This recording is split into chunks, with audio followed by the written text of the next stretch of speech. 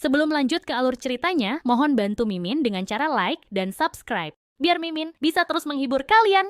Eits, jangan lupa komen juga ya, karena dengan masukan dari kalian pemirsa terkasih, semoga channel ini lebih berkembang. Terima kasih. Bab 2591. Orang-orang ini mengalahkan para penjaga Sharon dan Murphy dengan mudah, lalu menamparkan wajah Sharon sebelum pergi. Polisi segera menerima laporan dan memeriksa rekaman kamera pengawas. Sayangnya, kabel sedang dalam perawatan saat itu, jadi tidak ada rekaman yang tersedia. Tidak ada yang tahu apa yang terjadi setelahnya. Tentu saja, pelakunya masih belum diketahui. Sharon, yang telah mengorbankan segalanya untuk mendapatkan pedang rusak milik kepala instruktur, menangis.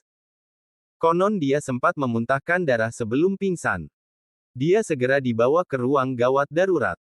Harvey hanya mencibir hal itu. Ia tidak tahu siapa yang akan melakukan hal seperti itu di Hong Kong. Meskipun pedang rusak kepala instruktur adalah barang koleksi yang cukup mahal, nilainya tidak sebanding dengan harus berurusan dengan kekaisaran matahari yang tak pernah tenggelam dan keluarga Evans. Bagaimanapun, Harvey tidak mau membuang waktu lagi dengan insiden itu. Setelah makan malam, ia langsung tidur.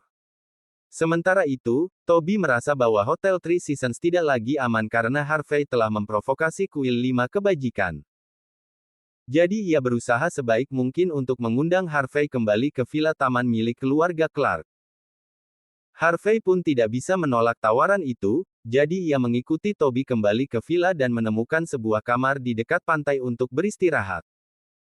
Dibandingkan dengan suite presiden, villa taman ini jauh lebih nyaman.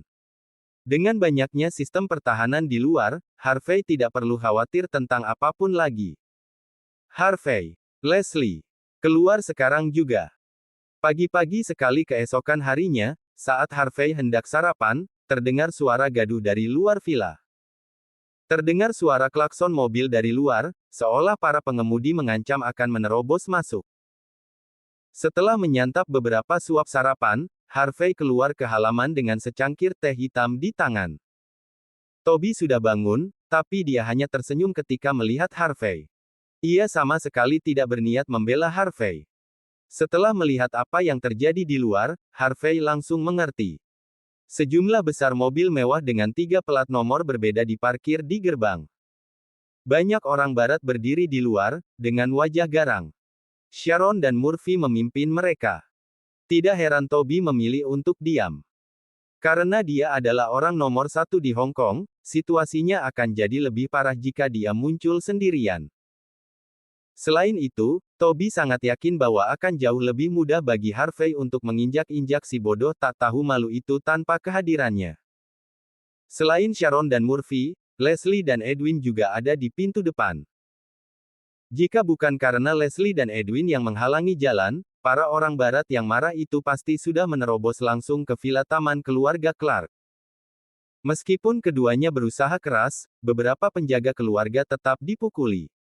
Beberapa tergeletak di tanah setelah menerima pukulan menyakitkan. Pemandangannya benar-benar kacau. Apa yang terjadi? Siapa yang memukul para penjaga? Harvey berjalan keluar dengan wajah setenang air. Aku yang melakukannya. Kenapa? Murphy mengenakan pakaian ala barat. Dia menatap tajam ke arah Harvey, marah. Akhirnya kau muncul juga, dasar pria keji. Kau tidak menang dalam lelang tadi malam, jadi kau merampok kami di tengah jalan. Dasar bajingan. Apa kau tidak punya malu? Berani-beraninya kau menyebut dirimu sebagai kepala instruktur. Bab 2592. Dasar. Setiap kali aku melihat orang sepertimu, darahku mendidih demi negara H. Aku tak percaya berasal dari negara yang sama dengan orang sepertimu. Kau mempermalukan seluruh negara. Aku lebih baik menguras darahku dan menggantinya dengan darah barat hanya agar tidak harus berurusan denganmu lagi. Murphy menggertakkan giginya. Sebagai pria dari negara H, ini adalah penghinaan total baginya. Salah satu orang barat menatap Harvey dengan marah, matanya penuh amarah. Biarkan aku memberi tahumu sesuatu, Harvey. Serahkan pedang patah kepala instruktur sekarang juga, atau aku pastikan kau akan ditembak. Aku sendiri yang akan mencari pedangnya nanti. Sharon memandang Harvey dengan angkuh. Serahkan saja, dasar warga negara hasialan. Kalau tidak, aku akan libatkan Interpol. Lagi pula, ini adalah sengketa diplomatik. Berhenti menuduh Harvey tanpa bukti. Leslie mengernyit, menyela Sharon dengan marah. Setelah kami meninggalkan Hotel Three Seasons, kami langsung menuju rumah keluargaku. Kami tidak pernah mencuri barang-barangmu. Geramnya. Terus berbicara omong kosong, dan aku akan menuntutmu atas pencemaran nama baik. Plak. Melihat Leslie membela Harvey, amarah Murphy meledak. Dia melangkah maju dan menamparkan wajahnya tanpa ragu. Dasar perempuan sialan. Berani-beraninya kau membela kekasihmu. Kau tak punya hak untuk bicara di sini.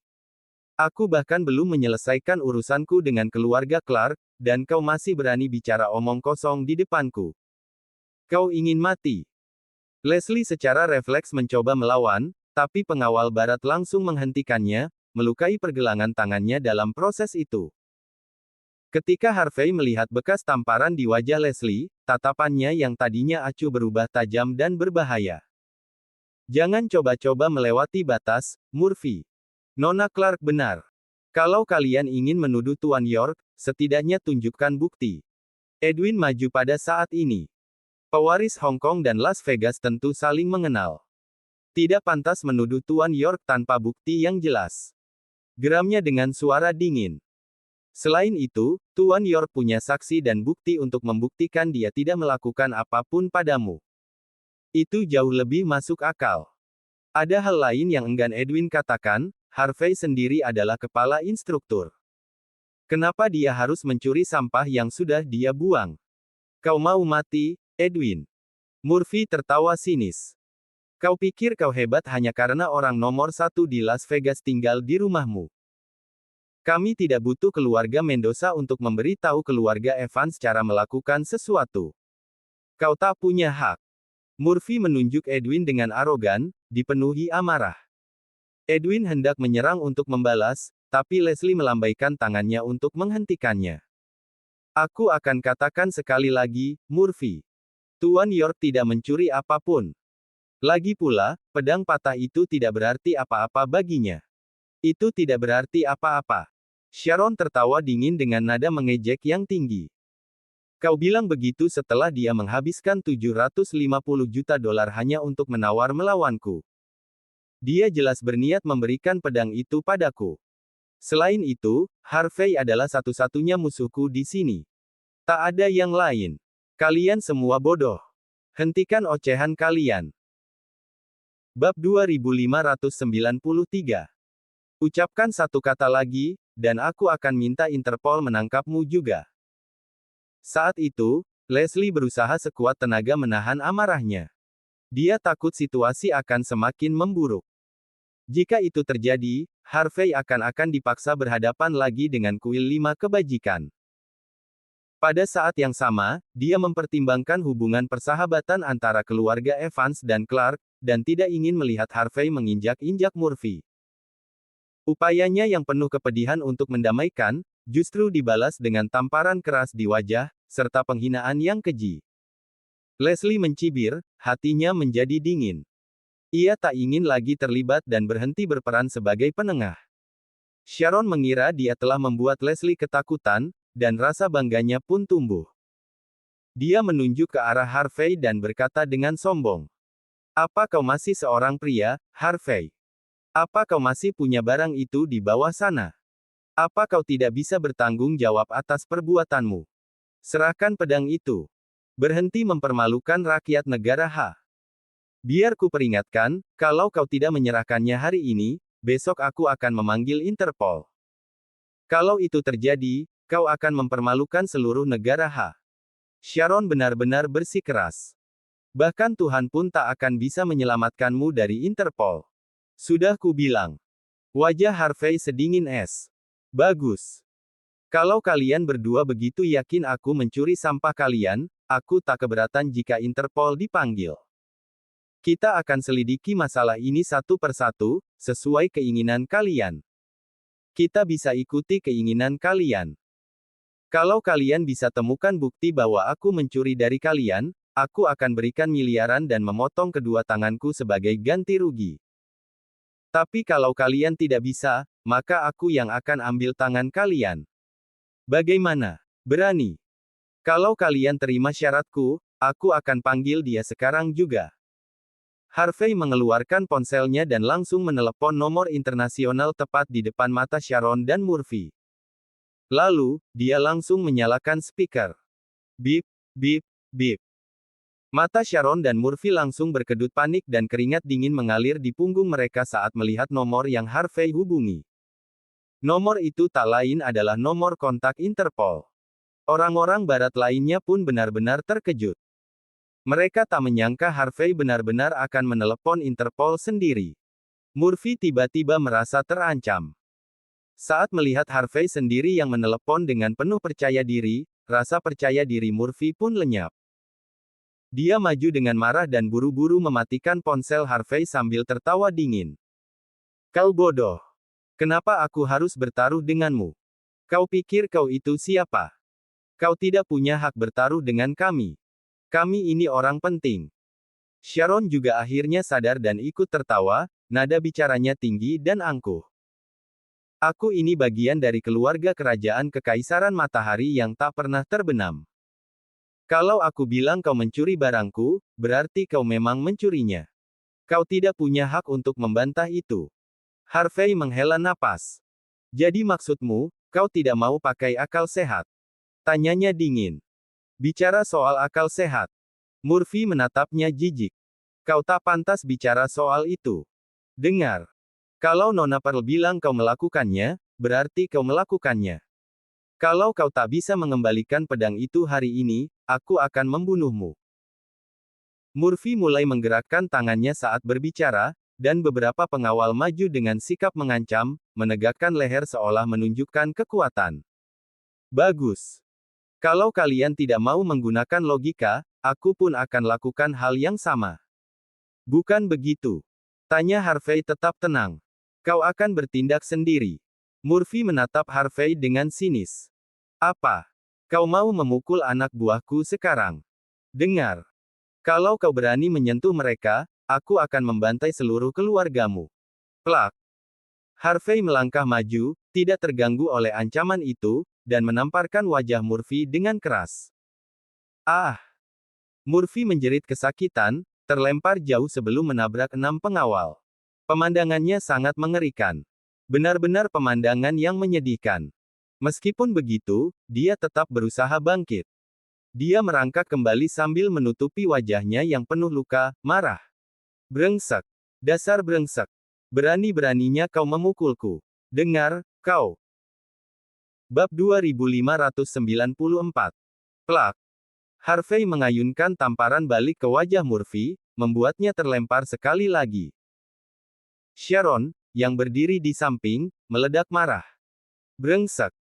Berani-beraninya kau menamparkan wajah kekasihku. Kau sudah selesai. Ini urusan internasional. Aku akan pastikan media mengungkap kesalahanmu. Aku akan membuatmu membayar. Plak. Harvey juga menamparkan Sharon hingga terjatuh ke tanah, tanpa ragu sedikit pun. Tutup mulut. Katanya dengan tenang. Brengsek. Para pengawal berteriak saat mereka menyerbu ke depan. Harvey mengayunkan tangan dan kakinya menghadapi mereka, tetap tenang dan diam seperti biasa. Hanya dalam waktu singkat, semua pengawal terlempar. Mereka mengerang kesakitan sebelum jatuh ke tanah. Itu pemandangan yang menyedihkan. Murphy dan Sharon memang unggul dalam jumlah, tetapi semua itu sia-sia melawan Harvey. Lawan mereka terlalu lemah. Setelah melihat para pengawalnya dikalahkan dengan mudah, Murphy merangkak bangkit dari tanah sambil menutupi wajahnya yang bengkak. Kau sudah selesai. Berani-beraninya kau menyentuh orang dari Kekaisaran Matahari yang tak pernah terbenam. Kau sudah selesai. Dia mengeluarkan ponselnya dan segera menelepon sebuah nomor. Cepat. Cepat. Kami dipukuli. Semua orang terluka. Wajah Murphy tampak dingin saat dia menunjuk ke arah Harvey. Berani-beraninya kau melukai kami, Harvey. Kau akan menyesal. Wajah Sharon sangat bengkak. Kau menantang seluruh dunia barat. Dia menjerit. Kau menentang peradaban.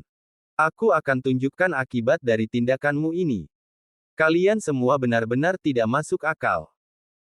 Harvey menerima secangkir teh hitam yang dibawakan Leslie untuknya. Ia menyeruputnya dengan santai sambil memandang Murphy dan Sharon dengan penasaran.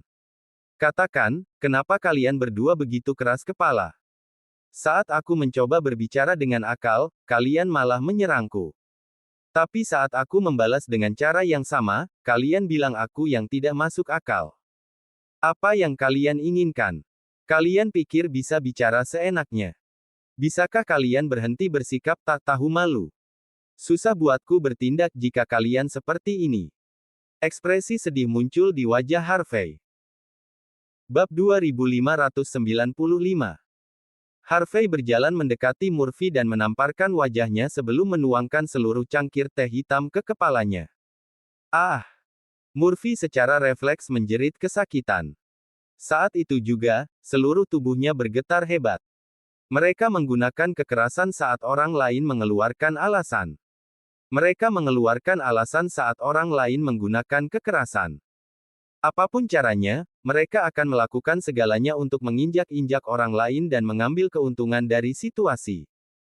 Inilah gaya hidup anak orang kaya yang manja. Tapi Murphy tidak pernah menyangka akan bertemu seseorang yang jauh lebih kuat darinya. Pria itu jauh lebih pandai berbicara dengan logika. Dan dia juga punya kemampuan bertarung yang lebih hebat. Rasa takut mulai merayap di hati Murphy. Tapi sebagai kaki tangan dari kekaisaran matahari yang tak pernah terbenam, Murphy punya harga dirinya sendiri.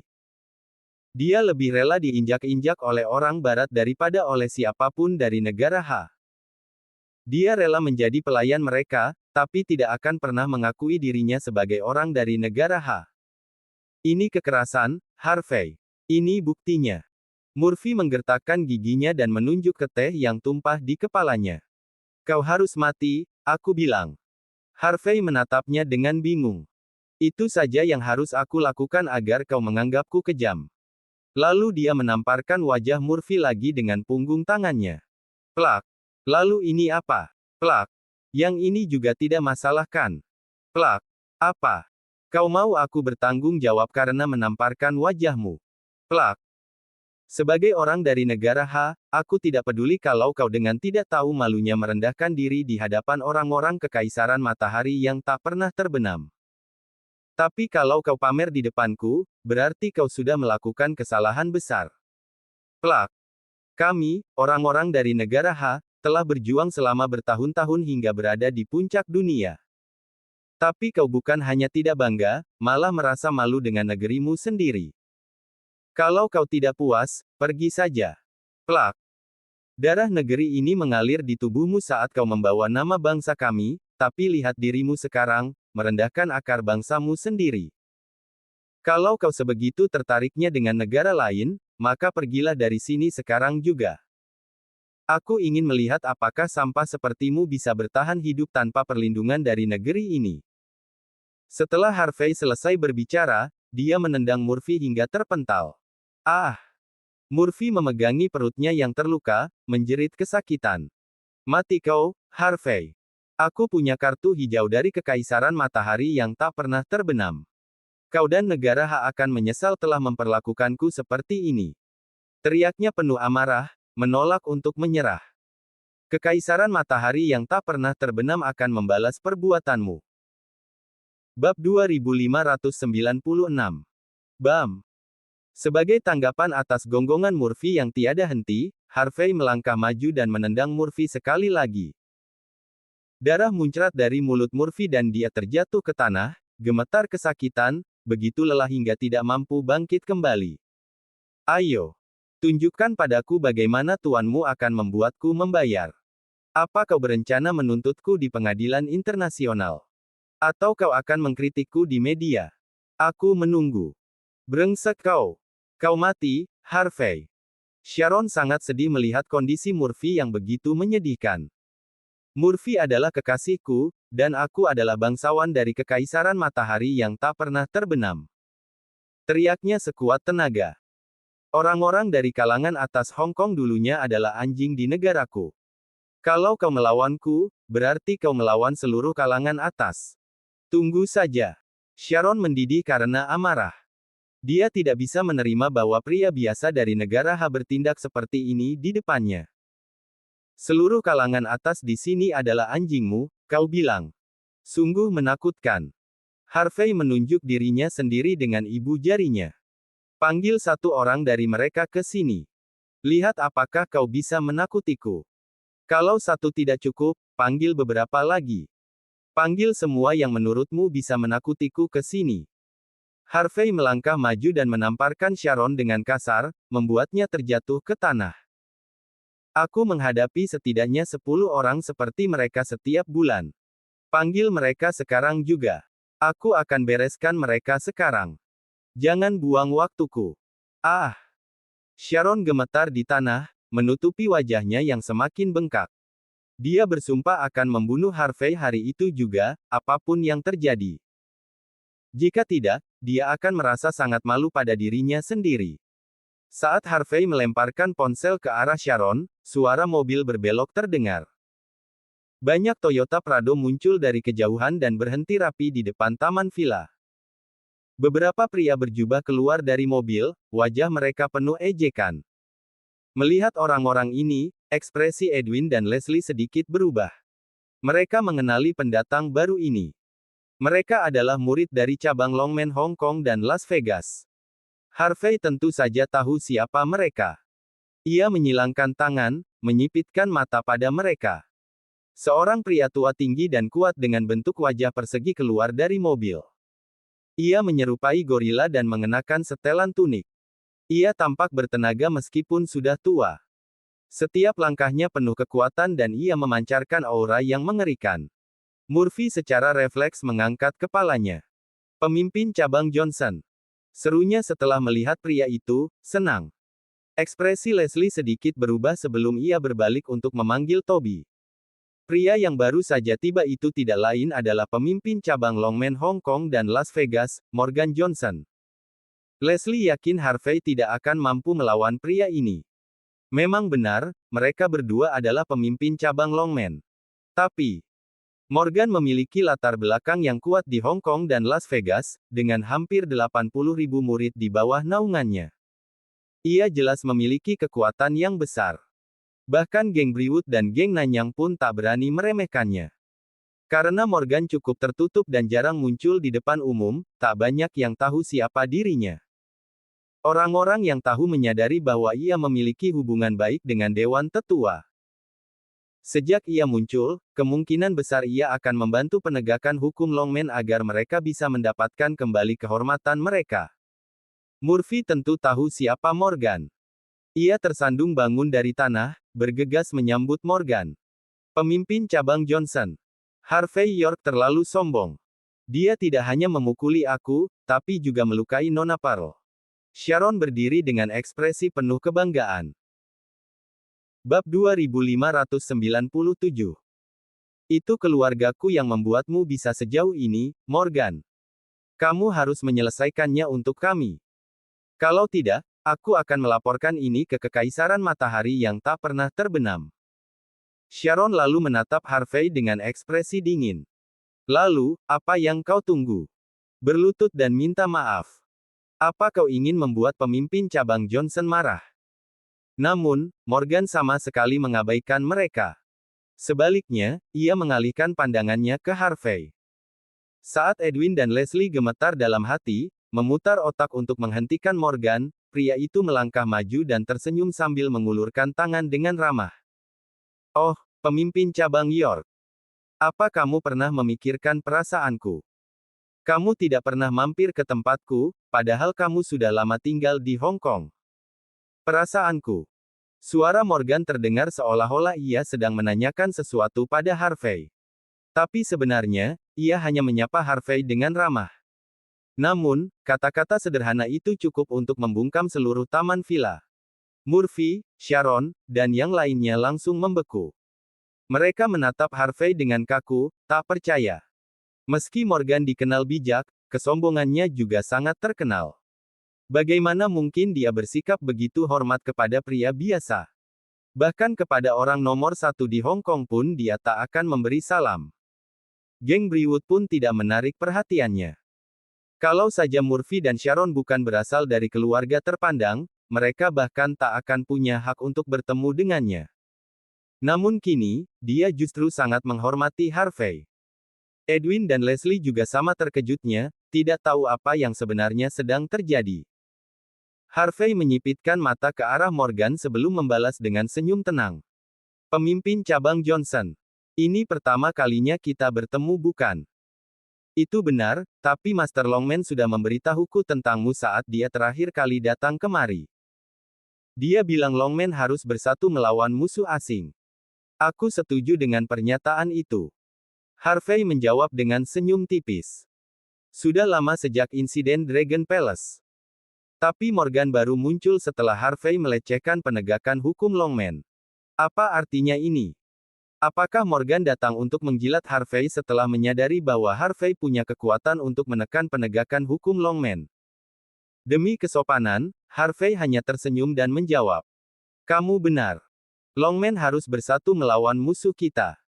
Sebenarnya aku seharusnya mengundangmu ke jamuan makan sekarang. Tapi sayangnya, ada urusan lain yang harus kuurus. Maafkan aku, pemimpin cabang Johnson. Mata Murphy dan Sharon langsung berkedut panik mendengar kata-kata itu. Mereka ingin sekali menjerit pada Harvey. Saat mereka melihat Morgan muncul, mereka pikir penyelamat mereka telah datang. Mereka sepenuhnya berharap Harvey akan dihancurkan. Namun Harvey justru berhasil membalikkan keadaan dan membuat Morgan memihaknya hanya dengan beberapa kata. Morgan tersenyum hangat saat mendengar jawaban Harvey. Hong Kong dan Las Vegas adalah wilayahku, pemimpin cabang York. Masalahmu adalah masalahku. Aku akan mengurusnya untukmu sekarang. Nanti aku traktir makan. Morgan kemudian berbalik dengan tenang. Setelah melihat Murphy dan Sharon, matanya menyipit tajam. Kau bilang aku bisa sejauh ini karena keluargamu. Kau bahkan membuat pemimpin cabang York marah. Mata Murphy berkedut mendengar teguran tajam Morgan. Itu semua hanya kesalahpahaman, pemimpin cabang Johnson. Tolong lupakan saja. Demi Elmer, kakekku.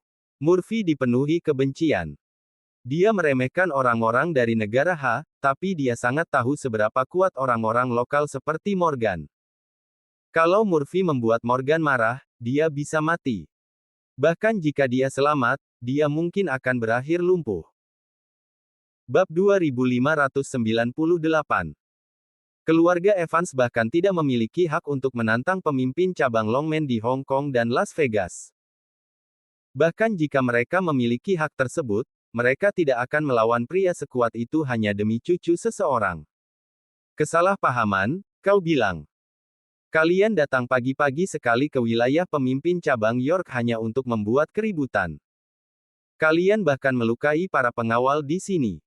Ini adalah kediaman keluarga Clark. Apakah kalian sama sekali tidak menghormati hukum? Pemimpin cabang Johnson, mereka juga mengatakan bahwa kamu hanyalah anjing bagi mereka. Tambah Harvey dengan tenang. Mereka berencana memanfaatkanmu untuk melawanku, kamu tahu. Mata Murphy kembali berkedut. Ia ingin sekali mencekik Harvey. Namun saat ini, dia tidak punya pilihan lain.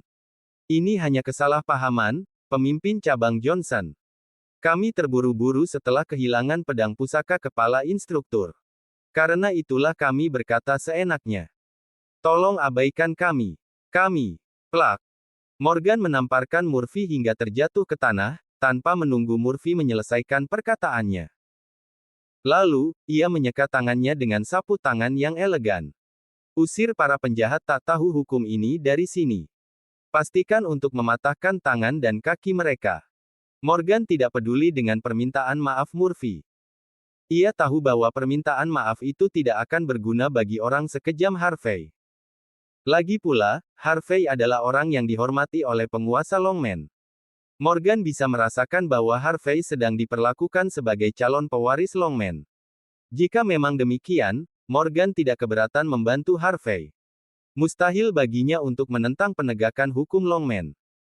Namun akan menjadi keuntungan besar baginya jika bisa menginjak-injak sekelompok orang tak berarti demi Harvey.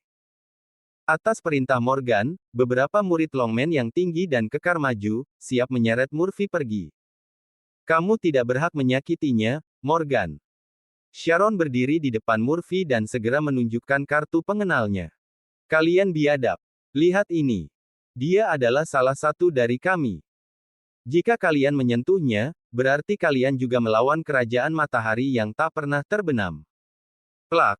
Morgan langsung menamparkan Sharon hingga terjatuh begitu dia selesai bicara. Patahkan juga tangannya. Perintahnya. Benar. Dia bilang aku hanyalah anjingnya bukan.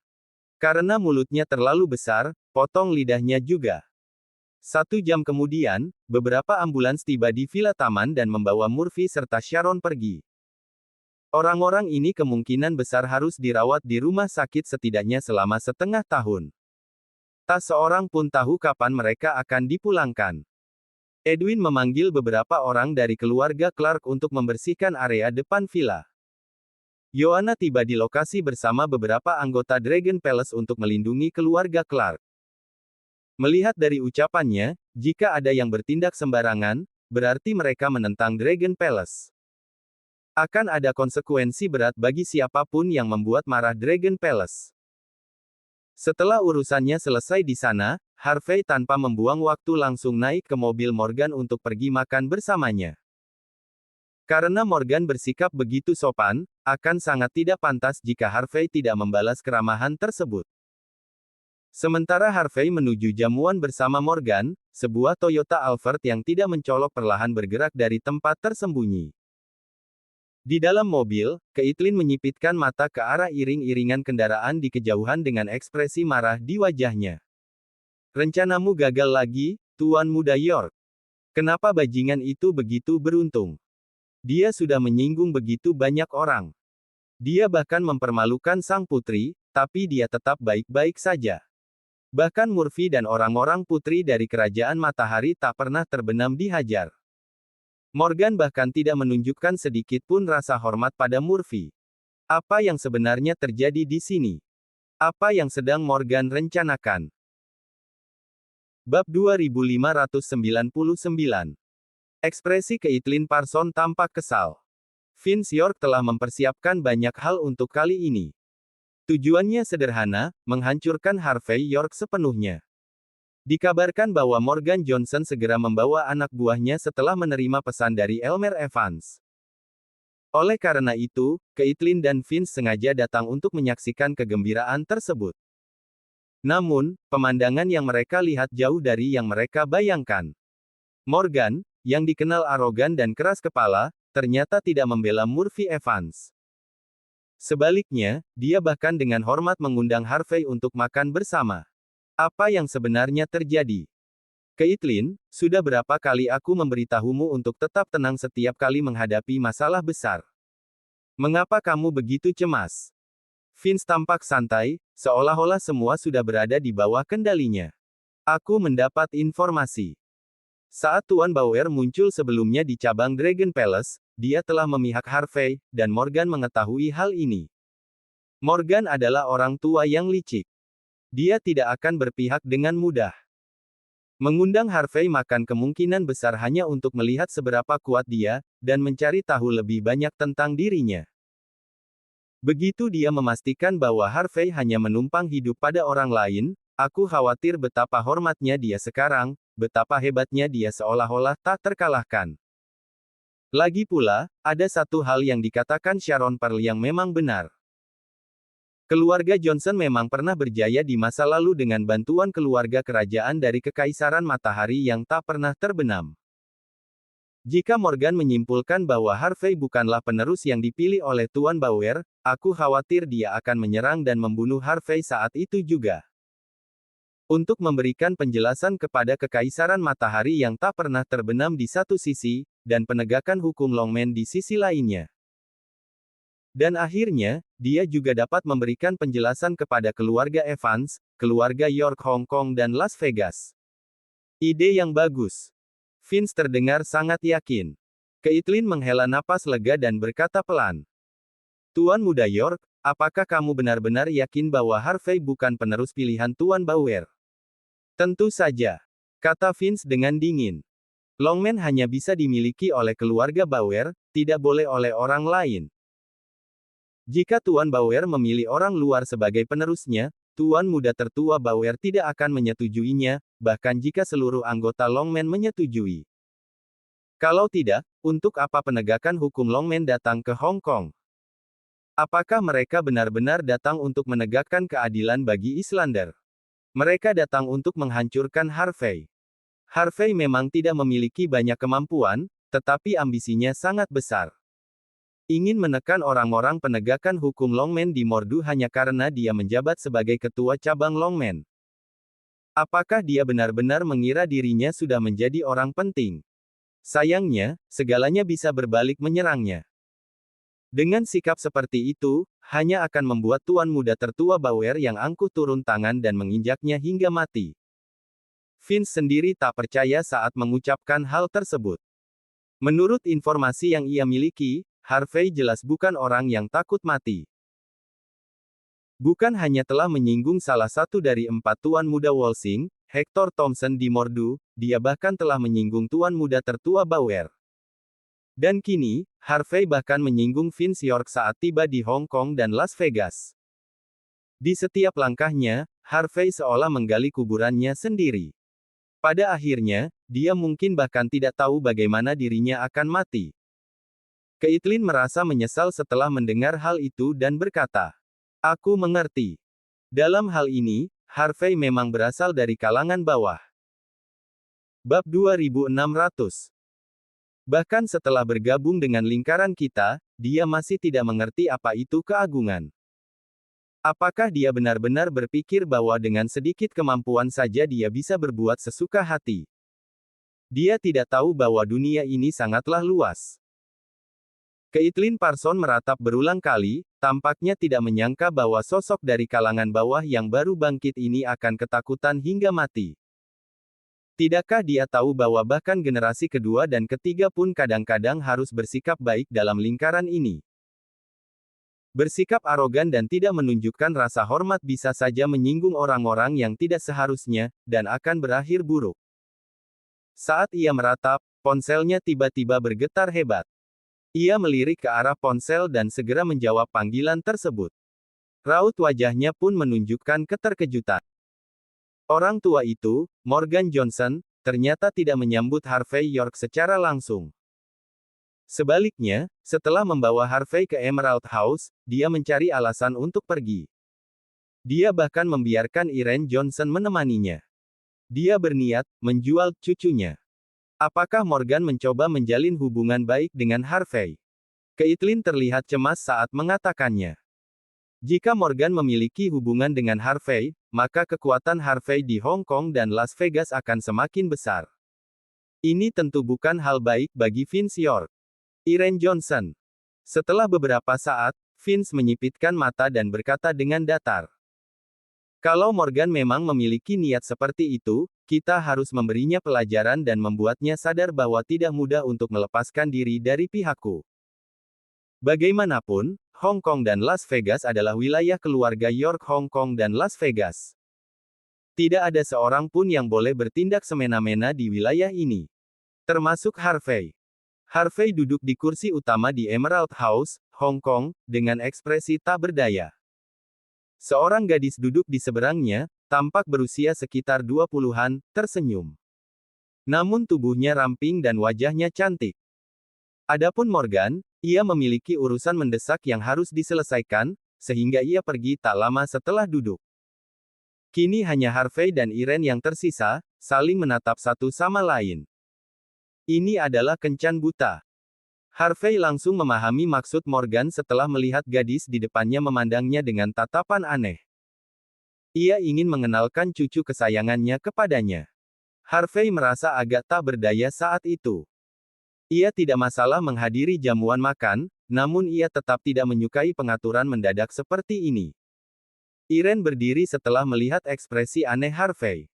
Ia menuangkan secangkir teh dan berkata, "Tuan muda York, kakekku benar-benar memiliki urusan mendesak.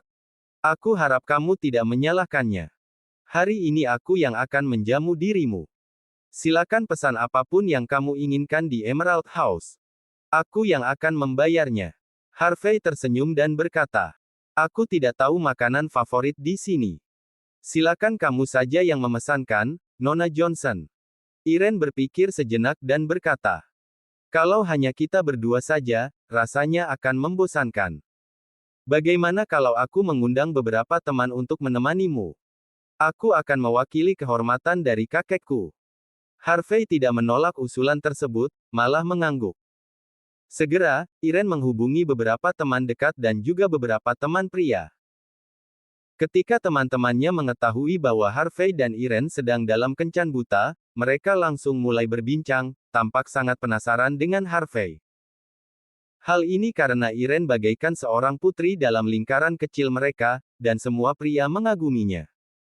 Namun kini tiba-tiba muncul seorang pria sebagai pasangan kencan butanya. Sudah pasti mereka semua penasaran dengan sosok Harvey. Adapun para pria tersebut, mereka semua menatap Harvey dengan pandangan aneh, tampak kecewa dan berat hati.